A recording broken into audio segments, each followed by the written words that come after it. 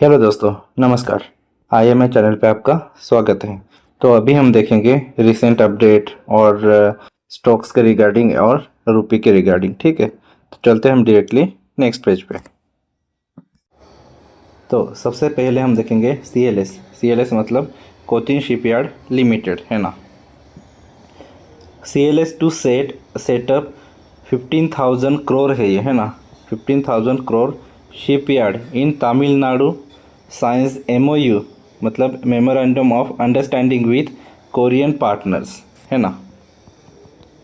तो detail news देखते हैं। Cochin shipyard limited is considering a greenfield agreement investment of about 15,000 crore to establish a shipyard in Tamil Nadu, है ना, in collaboration with a Korean partner. An official statement said on Tuesday, मतलब ये statement कब का है? आज का ही। तो कोचिन शिपयार्ड क्या करने वाला है?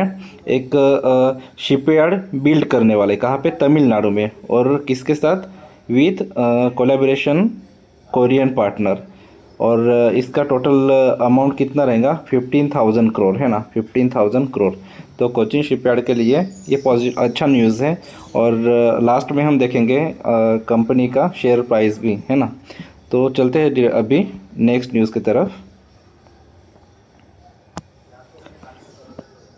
मेटल स्टॉक्स, है ना। Metal stocks rallied on Tuesday trade, मतलब जितने भी मेटल स्टॉक थे, जैसे कि टाटा स्टील हो गया या फिर JSW स्टील हो गया, है ना, और जिंदाल स्टील हो गया, ये स्टॉक पॉजिटिव थे। क्यों पॉजिटिव थे? कि Tuesday with sector heavyweight hitting trading with strong gains and even reaching fresh highs following Nomura's note।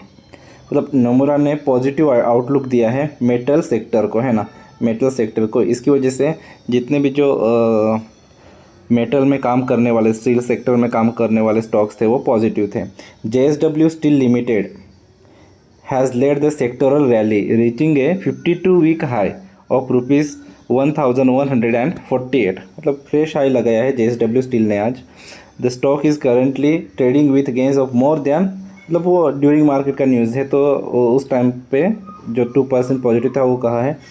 It's peer Jindal steel, है ना, Jindal steel and power limited is also buzzing in trade today, reaching 52-week high of rupees 1,069 and is currently trading with gains of more than 3%। मतलब ये भी during market 3% मतलब positive था, उस time का news है, इसलिए उस टाइम का बताया है।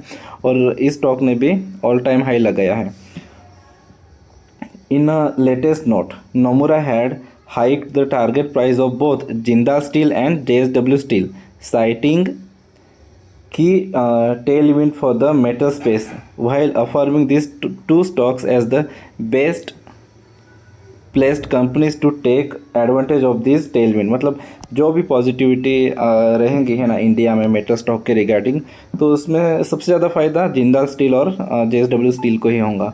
तो अभी देखते हैं रूपी slumps 47 paise to hit an all time low of 88.75 against $। मतलब रुपी ने फिर से ऑल टाइम लो लगाया है, कितना? 88.75 रुपीज़ अगेंस्ट $। क्यों है? Forex traders said H1B visa fees hike sparked worries over remittance and potential equity outflow from India's IT sector. मतलब जो फॉरेक्स ट्रेडर्स है, उनका ये कहना है कि जो H1B वीज़ा के ऊपर जो फीस अनाउंस किया है ट्रम्प ने, है ना, जो $1 लाख जो जितने भी H1B वीज़ा न्यू अप्लाई होंगे उसके लिए फ़ी पे करना पड़ेगा, है ना। इसकी वजह से और जितने भी IT सेक्टर है, मतलब IT कंपनीज़ है, उन कंपनी में इक्विटी आउटफ्लो की वजह से, मतलब जितने भी FIIs हैं ये डेली सेल आउट ही कर रहे हैं। तो इन चीज़ों की वजह से रुपी ने फिर से ऑल टाइम हाई लो लगाया है, कितना? 88.75 रुपीज़ का। तो अभी हम आ गए हैं कोचिन शिपयार्ड के शेयर प्राइस के ऊपर, है ना। तो अगर हम देखें तो ऑल टाइम हाई से शेयर ने कितना % लो करेक्शन दिया था कुछ टाइम कुछ दिनों पहले 60% है ना, 60%, ये देखो 60%। और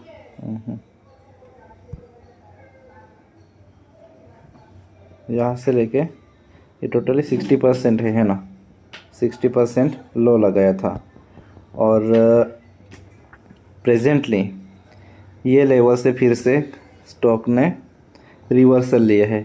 और ये लेवल पे जो अभी टिका हुआ है स्टॉक, यहाँ पे अगर कंसोलिडेशन करके अगर फिर से अगर स्टार्ट करता है ऊपर जाना, और जो अभी Q2 के रिज़ल्ट आएंगे अक्टूबर महीने में, रिज़ल्ट अगर अच्छे आने लगते हैं तो फिर से ऑल टाइम हाई की तरफ जा सकता है स्टॉक, है ना, फिर से ऑल टाइम हाई की तरफ जा सकता है।